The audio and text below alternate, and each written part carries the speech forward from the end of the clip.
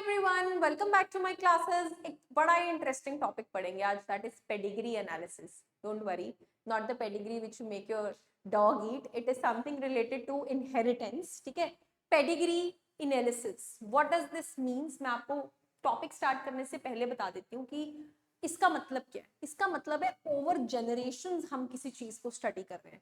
कि for example मैं अपना फैमिली ट्री बनाऊं, my father, then grandfather, then great grandfather and then so on, कि जैसे वो थे क्या पता I might be resembling them, क्या पता something which was common in them is common in me right now. So to study that chart, to study that phenomenon, we refer to as pedigree analysis. तो आप अपनी NCERT का page number 72 खोलिए, वहां पे आपको ये दिखेगा under the topic genetic disorders.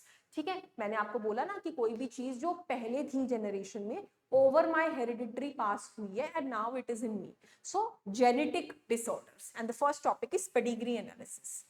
Okay, the idea that disorders are inherited has been prevailing in the human society since now. हाँ, उसमें ये कहना है कि यार तेरे को पता है, जब वो कहता था कि तुम्हारे घर में ना तुम्हारे उसको भी थी, तो अच्छा मेरे घर में उसको भी थी, इसका मतलब ये बीमारी हेरिडिटरी है। तो हम यही सोच में, इस थॉट प्रोसेस में चलते रहते हैं, और कहीं ना कहीं एक टाइम आया जहां study of human diseases across the inheritance जरूरी हो गई। ठीक है जी, तो उसको पढ़ने के लिए हमने क्या क्या कोशिशें करी।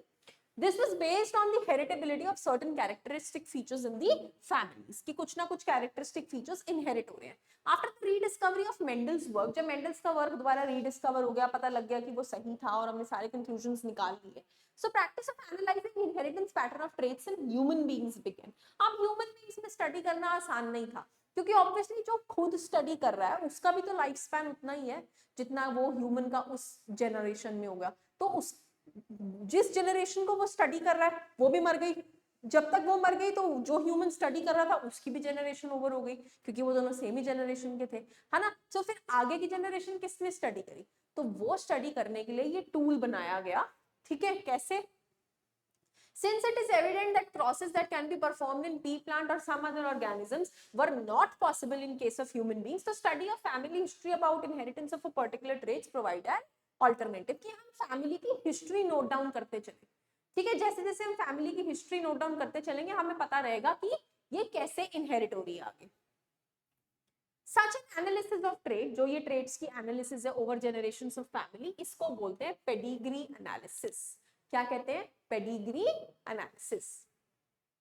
In the pedigree analysis, the inheritance of a particular trait is expressed in the family over generations. इस pedigree analysis में हम ये पढ़ते हैं कि कोई particular trait inherit हो रहा है एक family tree में over generations। ठीक है, अब उसके लिए हम कुछ symbols use करते हैं, कुछ patterns use करते हैं, जिससे हमें ये पता चल रहा है कि ये inheritance कैसे हो रही है आगे से आगे।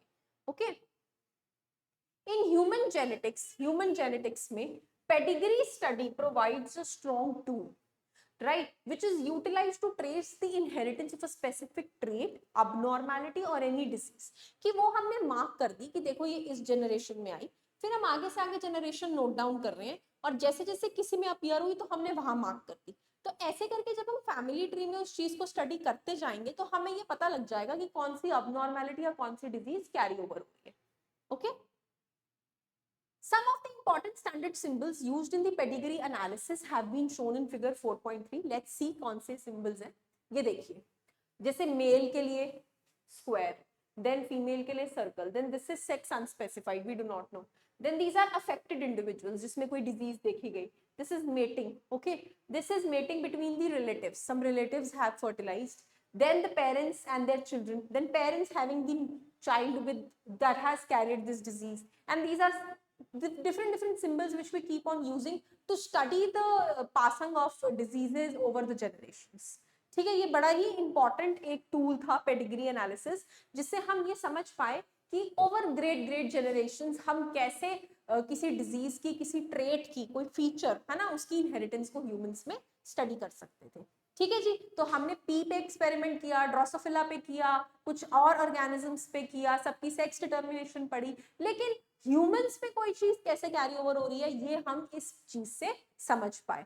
अब आगे टॉपिक्स रहेंगे कि डिसऑर्डर्स होते कौन कौन से हैं। जैसे हमने म्यूटेशंस में पढ़ा कि कुछ चीजें चेंज या शिफ्ट होने से डिजीजेज हो जाती हैं। तो उन डिसऑर्डर्स की डिटेल्स हम आने वाले टॉपिक्स में स्टडी करेंगे। As you have studied in this chapter, each and every feature in any organism is controlled by one or the other gene located in the DNA segment. कोई भी trait है, कोई भी characteristic है, वो किस पे based है? वो gene पे ही तो based है, correct? DNA is the carrier of genetic information. DNA वो genetic information carry करती है over generations and it is transmitted from one to another without any change in the alteration. But अगर कोई alteration और change दिखता है तो वहां पे हमें क्या दिखती है? Mutation. और इस म्यूटेशन से क्या हो सकते हैं? Disorders. Number of disorders in human beings have been found to be associated with the inheritance of changed or altered genes or chromosomes. काफी सारी चीजें हमने ऐसी देखी हैं कि there are several changes while the one thing is being inherited. So that is what pedigree analysis meant. उससे हमने DNA की sequences जो पास हुए over the generations, कहाँ पे हमारे variations आई, कौन सा trait सेम रहा, ये सब चीजें हम पेडिग्री एनालिसिस के थ्रू समझ सकते हैं। So thank you so much for being with me. हम कंटिन्यू करते रहेंगे और जल्दी से जल्दी अपनी इनहेरिटेंस को खत्म करेंगे। Thank you so much.